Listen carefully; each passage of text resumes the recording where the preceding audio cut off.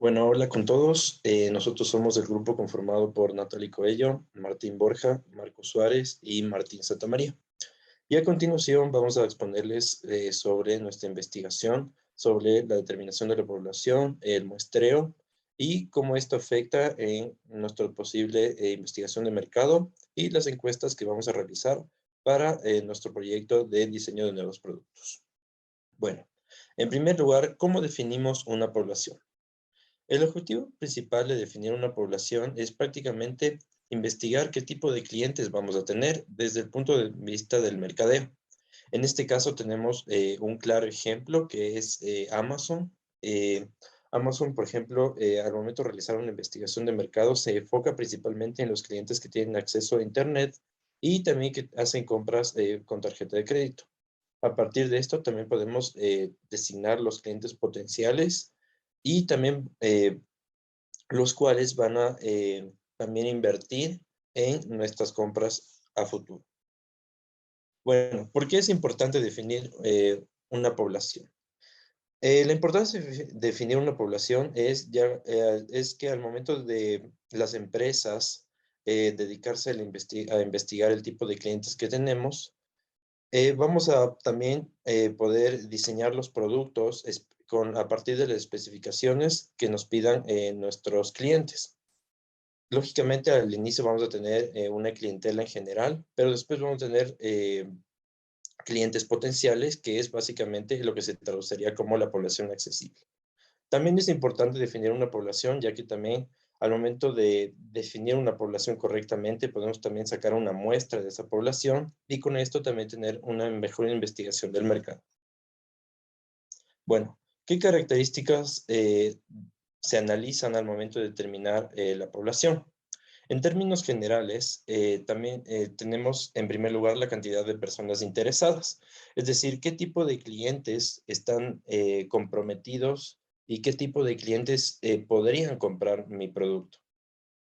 También es importante los rasgos sociales y culturales, como los sociodemográficos, es decir, qué tipo de clientes, en qué condiciones se encuentran estas personas, qué condiciones laborales están estas personas, es decir, si están con trabajo o no, si están con trabajo, qué posibilidades tienen de comprar mi producto en términos económicos, la capacidad educativa que tienen estos clientes, es decir, si tienen algún tipo de educación superior o de bachillerato, esto también va a determinar si van a elegir mi producto o no. Rasgos culturales, es decir, si pueden comprar mi producto, si esto conlleva a que sea por costumbres o por algo más allá de la cultura. Y también los provisionales que influirán en mi producto final. Ahora tenemos los tipos de errores en una investigación de mercados. Este se puede dividir en dos, en errores de muestreo y errores de no muestreo. Los errores de muestreo se refieren a los errores cuando se toman diferentes tipos de muestra. En este caso se puede dividir en error de muestreo aleatorio, el cual nos dice que la muestra seleccionada es una representación imperfecta de la población de interés. Como un ejemplo de esto, tenemos que se quiere evaluar el conocimiento de una generación completa, puede ser de sexto curso, pero los exámenes o las pruebas solamente se toman a un paralelo, lo cual quiere decir que el muestreo no se va a dar completamente a todos los paralelos de sexto curso, sino solamente a un curso en general, por lo cual habrá un error de muestreo aleatorio. De ahí tenemos los errores de no muestreo, en el cual se dice que tienen origen en fuentes distintas al muestreo. Estos pueden ser aleatorios y no aleatorios. Y estos errores de no muestreo pueden tener diferentes orígenes, los cuales pueden ser la definición del problema, el enfoque en el que se basa el problema o en el que se quiere tratar el todo el desarrollo del mismo, las escalas en las que se quiere medir, el diseño del cuestionario que se va a formular, la forma de la entrevista o la preparación de un formulario para las preguntas y el análisis de los datos después de las preguntas. Estos errores de no muestreo pueden estar divididos en dos. El primero es error por la falta de respuesta y el segundo es el error de la respuesta, ya cuando se tiene una respuesta y esta es incorrecta. El error por falta de respuesta se dice que se da cuando alguno de los encuestados que son parte de la muestra no quieren responder a las preguntas, ya sea por falta de rechazo o simplemente porque no quieren dar sus datos para poder tener una encuesta correcta. ¿Y qué es lo que provoca esto? Esto provoca que la muestra final sea distinta a la muestra original y que los resultados no sean fiables. Y el error de respuesta se basa en que los encuestados dan respuestas inexactas o que sus respuestas se registran o se analizan mal. Entre estos tenemos tres tipos diferentes. El primero son los errores cometidos por el investigador. El segundo es errores cometidos por el entrevistado. Y el tercero es errores cometidos por el encuestado. Dentro de estos tenemos diferentes motivos por el cual se pueden provocar los errores. En el primero tenemos errores cometidos por el investigador, se da debido a que puede existir una sustitución de la información, un error de medición, un error en la definición de la población objetivo, un error en el marco de muestreo, un error en el análisis de datos.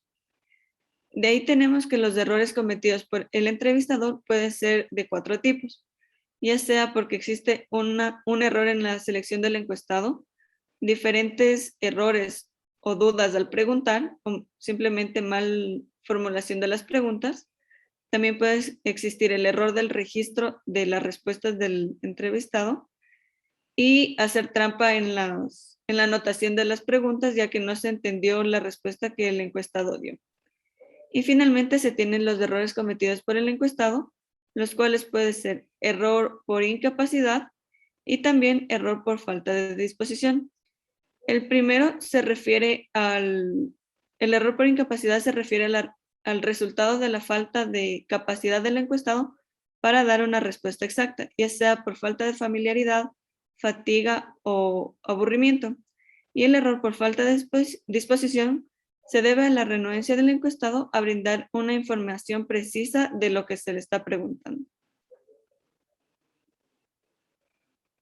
Finalmente, se puede observar un resumen de todos los tipos de errores de investigación de mercado que se pueden realizar con sus distintas divisiones para tener un mejor enfoque.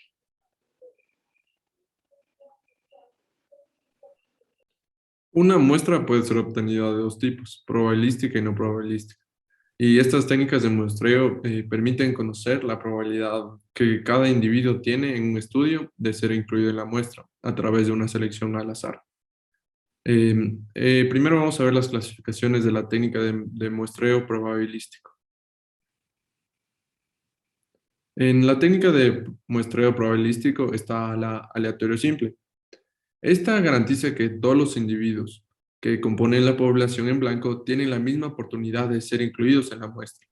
Esto significa que la probabilidad de selección de un sujeto a un estudio X es independiente de la probabilidad que tiene el resto de los sujetos que integran toda la otra población. Otra que también tenemos es la aleatorio estratificado. Esta determina los estratos que conforman la población en blanco. Y para seleccionar o extraer de la muestra, se definen a los estratos o a los subgrupos de unidades de análisis que difieren en las características que van a ser analizadas. Y la base de la estratificación se basa en la variable como edad, sexo, nivel socioeconómico. El aleatorio sistemático es cuando el criterio de distribución de los sujetos de estudio está en una serie tal que los similares siempre tienden a estar más cercanos. Y este tipo de muestreo sabe ser más preciso que un muestreo aleatorio simple. Por último, tenemos el aleatorio por conglomerados. Este consiste en elegir de forma aleatoria ciertos conglomerados dentro de una región o una ciudad. para luego elegir unidades más pequeñas, como cuadras o calles, y finalmente otras pequeñas, como podría ser una casa. Y una vez elegido esta unidad, se aplica el instrumento de medición a todos sus integrantes. Ahora, la técnica de muestreo no probabilístico. Esta es la selección de los sujetos a estudio dependerá de ciertas características o criterios que los investigadores consideren en este momento. Estas se dividen en intencional, que permite seleccionar casos característicos de una población, limitando la muestra solo a específicos casos. Esta se utiliza en escenarios en que la población es muy variable y consiguientemente la muestra es muy pequeña. Por conveniencia, esta permite seleccionar a aquellos casos accesibles que acepten ser incluidos. Esto está fundamentado en la conveniencia y accesibilidad y proximidad de los sujetos para el investigador. Ahora, la accidental o consecutivo. Esta se fundamenta en reclutar casos hasta que se complete el número de sujetos necesarios para poder completar el tamaño de muestra deseado.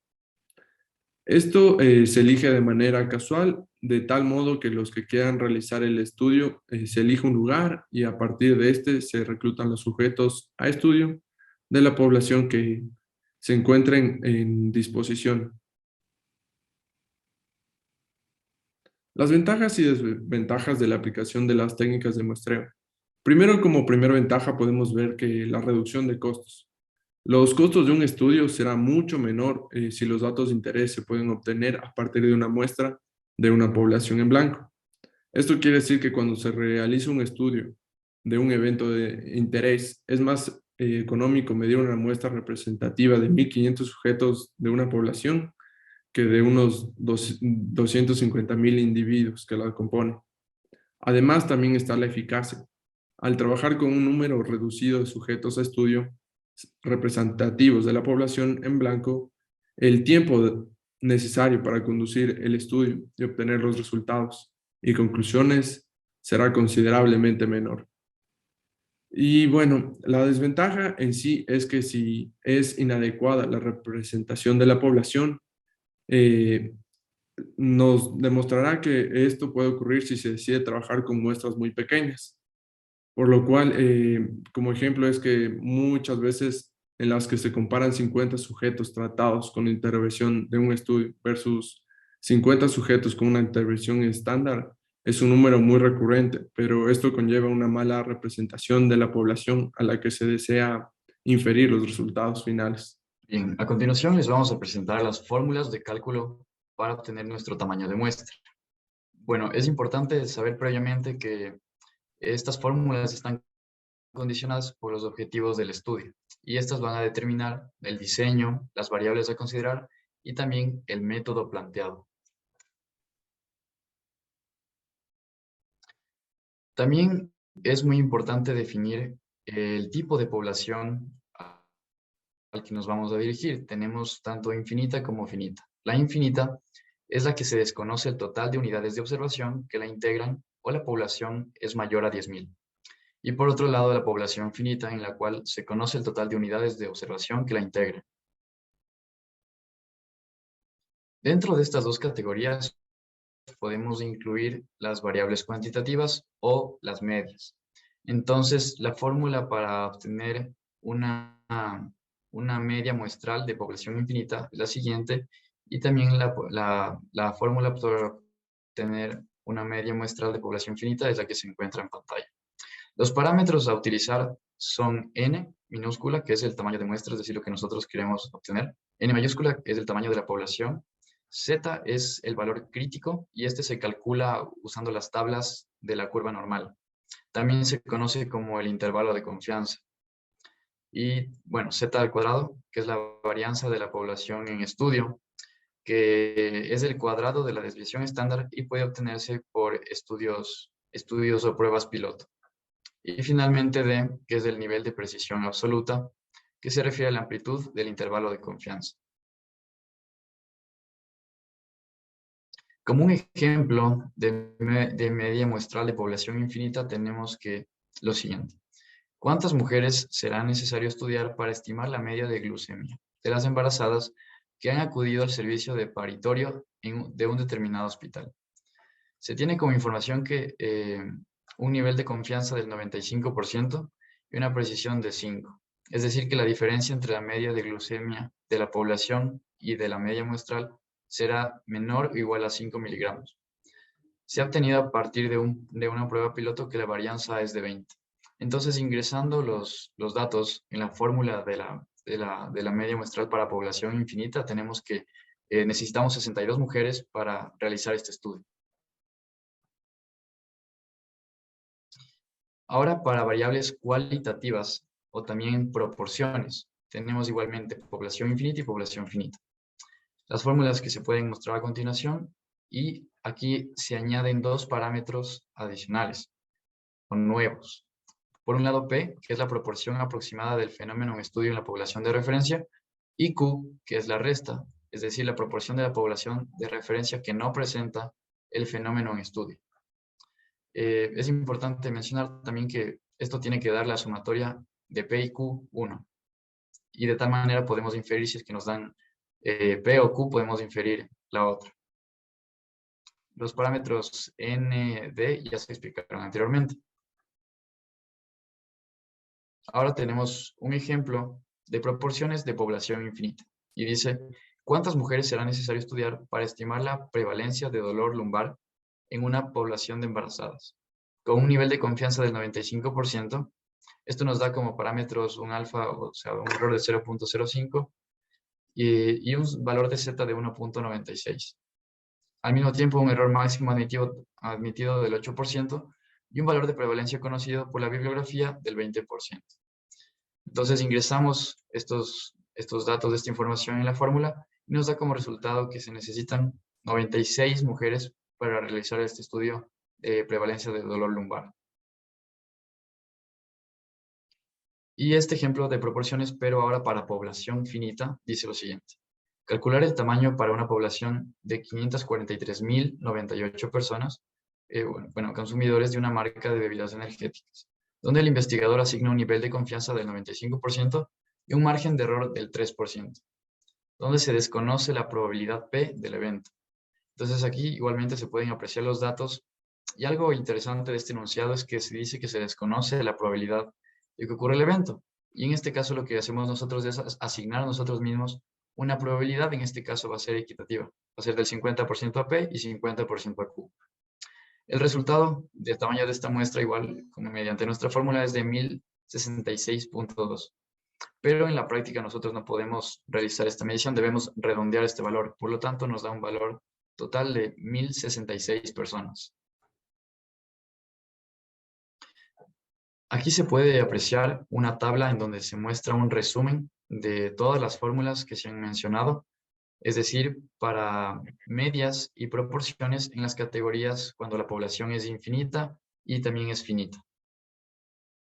Bueno, como conclusiones, en primer lugar, hicimos una revisión de el tipo de población y la definición de la misma, lo cual nos va a ayudar en términos generales a poder seleccionar correctamente a nuestros clientes potenciales. Esto es de gran importancia, ya que nos va a ayudar a mejorar nuestro producto en base a retroalimentación de los mismos clientes. En segundo lugar, vimos los tipos de errores en la investigación de mercados, que en pocas palabras nos ayuda básicamente a seleccionar bien a los encuestadores, al tipo de encuestado y básicamente a las posibles personas que se van a encuestar. Las técnicas de muestreo que nos van a ayudar básicamente a acercarnos cada vez más a una precisión correcta de nuestros clientes potenciales, y la clasificación de cada una de las fórmulas que nos ofrecen herramientas técnicas para una fácil conclusión de nuestros clientes. Y como términos generales, todos estos parámetros nos van a ayudar también a realizar bien nuestras encuestas y hacer una correcta investigación de mercado. Estas son las referencias. Gracias.